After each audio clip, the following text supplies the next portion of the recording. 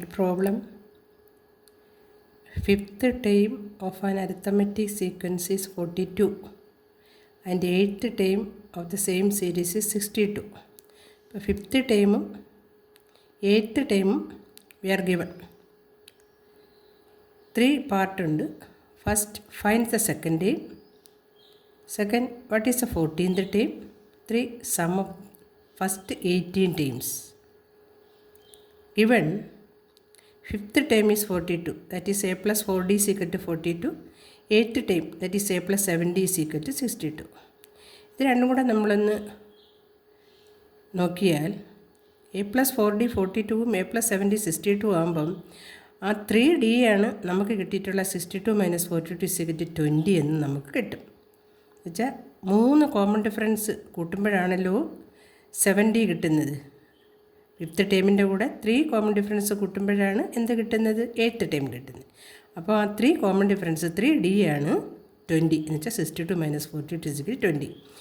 ഇത് നമുക്ക് വേണം. അപ്പോൾ ഒരു ക്വസ്റ്റ്യൻ നമ്മൾ ചെയ്യുമ്പം ആ ക്വസ്റ്റ്യനകത്ത് നമുക്ക് തന്നിട്ടുള്ളതിൽ നമുക്ക് എന്ത് കിട്ടിയിട്ടുണ്ട് അത് താഴോട്ട് നമുക്ക് ക്വസ്റ്റ്യൻ്റെ പ്രോബ്ലം സോൾവ് ചെയ്യാനായിട്ട് ഉപയോഗിക്കാനുള്ളതാണ്.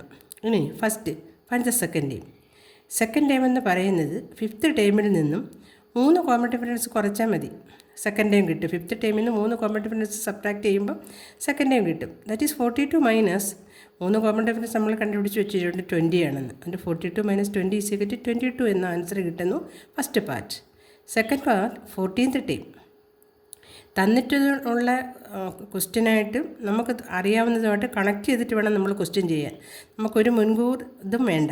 അപ്പം 14th ടൈം എന്ന് പറഞ്ഞാൽ 8th ടൈമിൻ്റെ കൂടെ ഒരു 6 കോമൺ ഡിഫറൻസോടെ കൂട്ടിയാൽ മതിയല്ലോ. അപ്പോൾ 8th ടൈം 62 ആണ്.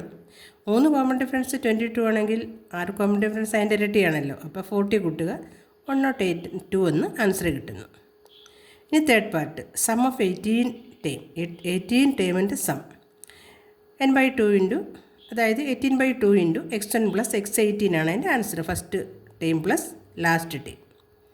x1 പ്ലസ് x18 എന്ന് പറയുന്നത് തന്നെയാണ് x15 പ്ലസ് x14 അല്ലെങ്കിൽ x16 പ്ലസ് x13. അങ്ങനെ നമുക്ക് തന്നിട്ടുള്ളതുമായിട്ട് കണക്ട് ചെയ്യുമ്പം നമുക്ക് തന്നിട്ടുള്ളത് എന്തൊക്കെയുണ്ട്? x1ഉം x18ഉം നമുക്കില്ല, പകരം x5ഉം x14ഉം നമുക്കുണ്ട്.